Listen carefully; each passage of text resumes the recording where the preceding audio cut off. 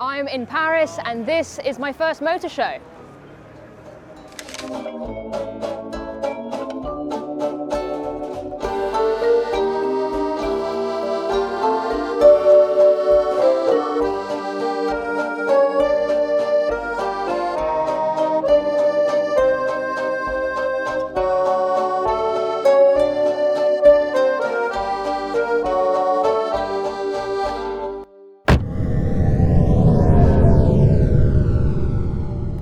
The legends at Arnold Clark have invited me out here to go to the Paris Motor Show. I feel a little bit out of place because I'm not a motoring journalist and I've never been to something like this before, but I'm sure Duncan will be here to give me a helping hand.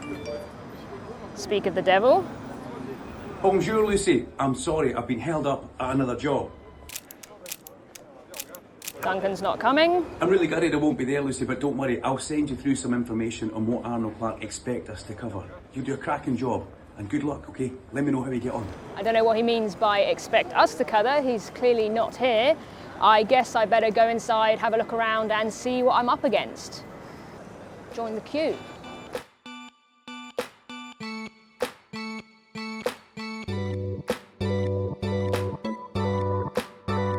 I've had a little look around the show and it is absolutely massive. There is no way I can cover every car here, but luckily Duncan has just sent me a list of cars and it seems fairly manageable. So I'm going to get going and start on that. Sorry, the robot threw me off. Damn you, robot.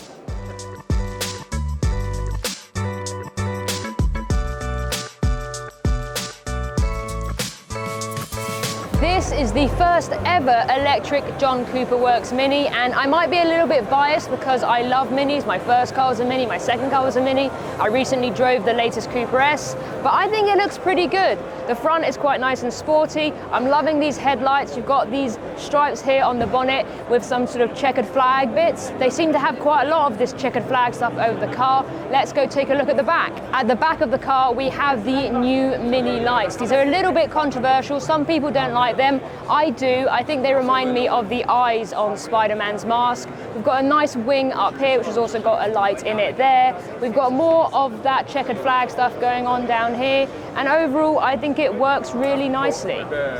Inside, it's actually very similar to a recent Mini Cooper S I drove. We've got the nice big floating screen here in the middle. I love that it's round. Got a lovely steering wheel. Got the same sort of knitted fabric, which is quite cool. Overall, I just love the interiors of Minis. I just think they're really well designed, simple, minimal, but with loads of quirky bits of fun. Great job, Mini. We have got some quite quirky wheels here. I don't know if I like them that much. They're interesting for sure. You've got the nice red calipers shining through, but they are a bit much, I think, for me personally. I find that a lot of EVs have sort of this kind of design of wheels, so maybe these aren't the same on the petrol version. This is available in petrol and in electric. This is the electric one. I have just spotted the roof. It is awesome. John Cooper Works have usually had a red roof, I believe, and this has got the red roof as well, but it actually sort of tails off into this gradient into the black, which sort of makes the spoiler look really seamless. I am a big fan of it. The sunroof does stick out a little bit because of the red, but I think overall it just looks really mean. Very nice to see this car without its special camouflage livery on. Big fan.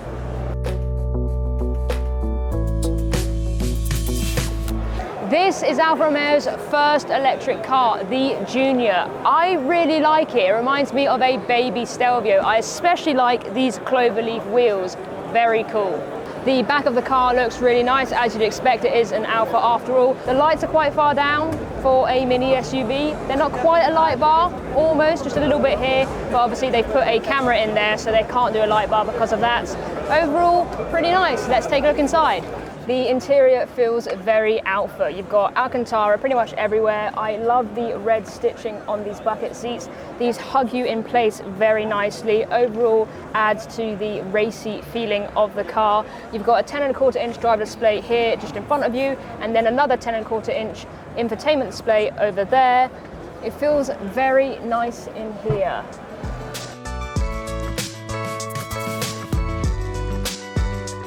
I can't get over how busy the motor show is. I've never been to a car event that is this packed. I've been trying to film some cars and it's been really hard because there's people absolutely everywhere.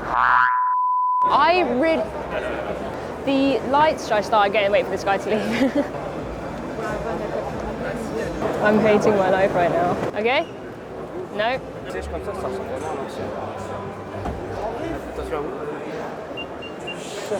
In their way, obviously. It's okay, we'll wait. I was doing a piece on the back of the Alfa Romeo Junior and some guy just came and opened the boot like it was nothing. Other people have tried getting in the car when I'm in there. It's quite stressful, if I'm honest. There's people absolutely everywhere. And it's a little bit of a shame because you can't see the cars because they're just surrounded by people. Just look at it. This is the VW Tyron. It's replacing the Tiguan Allspace and it is a large 7-seater SUV. We're seeing quite a lot of those from manufacturers at the moment. This is actually a competitor to the Santa Fe. There's a video on that coming very soon to the channel.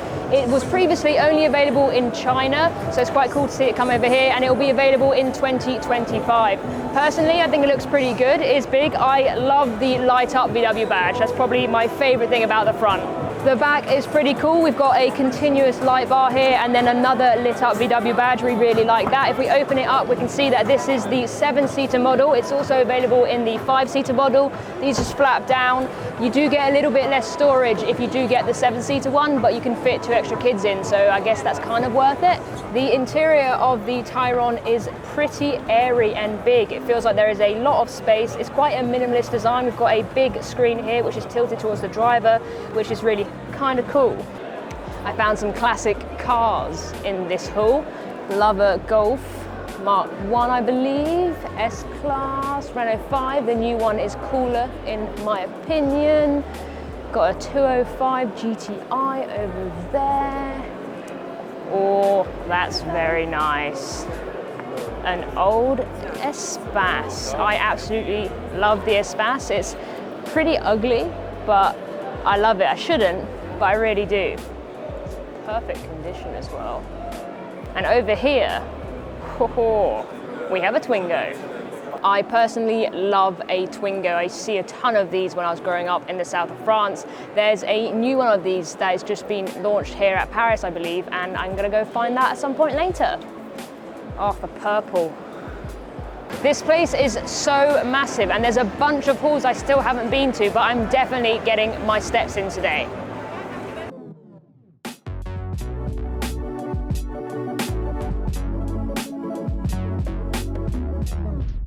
Good news! It's a new Dacia.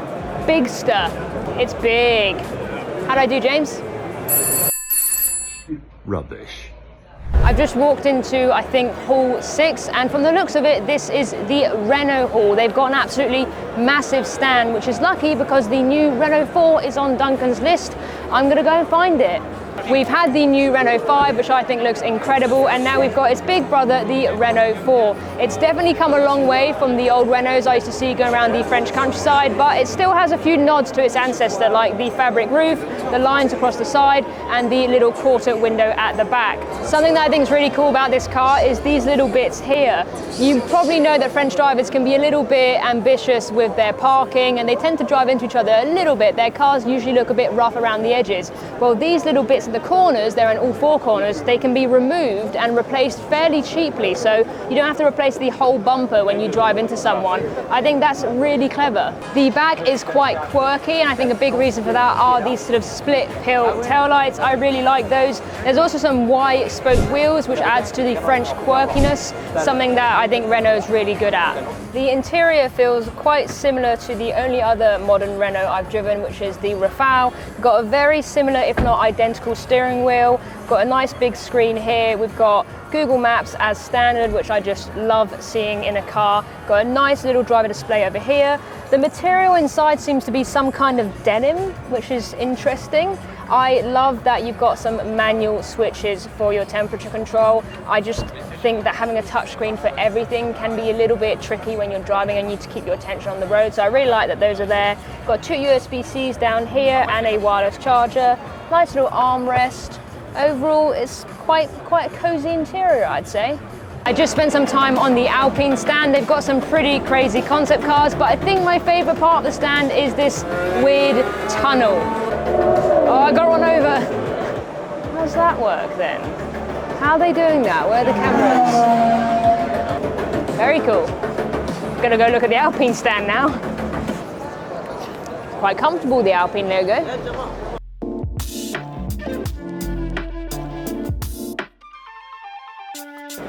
This might be one of my favorite cars of the show so far, the new Renault Twingo, which is coming in 2026. It's so cute, I love it. It looks just like the original 90s version, a little bit more modern obviously. It's even got those 3 little vents, I love it. Unlike the 90s version, this is actually a 5-door. You probably can't tell though because it is seamless the way the front and the back doors meet up. It's expected to cost just under £17,000, which is a shocking £8,000 cheaper than the Fiat 500 electric. I'm not sure if this is a concept or a prototype, but it's got this really cool badge, which looks like it's basically a screen. You can't tell, oh, there you go, it's changing. It's got a few different badge styles on there, which is really cool. I'm not sure if this will come to the production model, but if it does, it's really cool. It's on fire now. This is the BYD Sealion 7. They're continuing their ocean-themed naming series, as is the Seal's big brother. It looks really sleek from the front, especially in this lovely bluey color. I really like that. It seems to have quite a big front, that's open, which is quite nice. Let's go take a look at the back. I can barely even hear myself think. I really like the back of this car. I'm a big fan of a light bar, and it's got one of those. It's also got these sort of water droplet looking shapes on the rear taillights. Big fan of those. This is actually a European exclusive. It's only been sold in China up until now. It's expected to come in 2025, and it's expected to cost around £50,000. I've never actually sat in a BYD before, but I really like this. It feels really luxurious. I'm not sure about this color, sort of this bluey white, but I'll forgive it. It's got a really nice big 15.6-inch screen here. It does normally flip, but not in demo mode. We've also got a flush driver display, and something that Duncan will be very happy about is that the windscreen wipers are on the right side for Europe. He won't be messing that up when he eventually drives this car. It's pretty nice. There's a sign just here that says no license, so. And these are cars for young people from 14 years old, and that's because in France you can get a motorbike when you're 14. Not a very powerful one, but you can still get one. So I guess this is sort of the equivalent of that. You can get your kid driving really early in one of these cars. Pretty cool. Oh my God, is this the F1 Espace? The Espace with the F1 engine in it. Oh, yes it is. This is the coolest Espace ever made, and it goes. This has to be the coolest car in this whole motor show, in my opinion. Whoever thought to put that engine in this car is crazy. And just look at that wing on it. Oh, I just love this car so much. I'm going to need to take 5 minutes or so just to look around it, because I've seen this on YouTube. I've seen this, I think, on Top Gear, and ever since it's just been such a cool car to me. Bonjour à tous les humains. Ça va? Je suis ici à Paris, mais je vous dis bonjour les Écossais. On se voit bientôt chez vous. Au revoir, gros bisous. Kiss kiss, bye bye. Au revoir.